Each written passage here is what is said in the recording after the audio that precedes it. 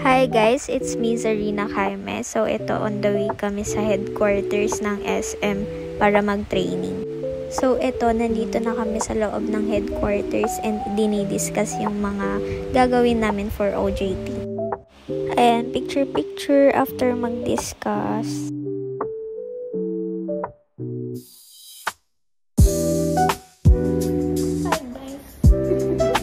Siyempre, before umuwi, kinausap muna kami.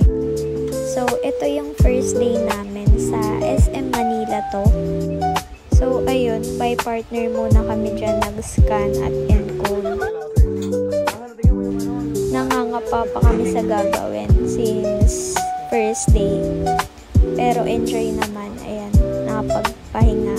Wala pang mga tulog since 5:30 AM yung call time. Hindi pa sanay yung body clock. Ito yung second day namin sa SM North naman siya. Yan, siguro 5:30 to 9:30 tapos na kami. Ito, tinanghali na sobrang traffic from 9:30. Nakauwi ako ng 1 PM. So, ito, SM MOA siya. Tapos na kami nga. Hindi ako nakapag-video since bawal mag-video sa department store. And ito, next day, kakatapos lang namin sa SM Fairview. Ito, sa SM South Mall naman to, ang pinakamalayo. Hi guys, dito kami sa South Mall. Tutulog ko ng camera ng iPhone 11 tayo. Dito sa tabi tayo first. Pero kita yung iPhone. So ito, after dumaldal, umuwi na rin kami kasi ang layo nito, SM South Mall. Sinabay na ako ni Nicole pa monumento.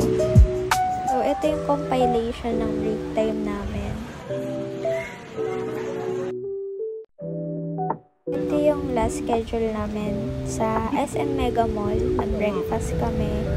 Ayan, pauwi na kami niyan. Si Rocky pagod na pagod kasi hanggang 4:30 PM yata kami noon. And first day niya niyan. So, napagod talaga siya.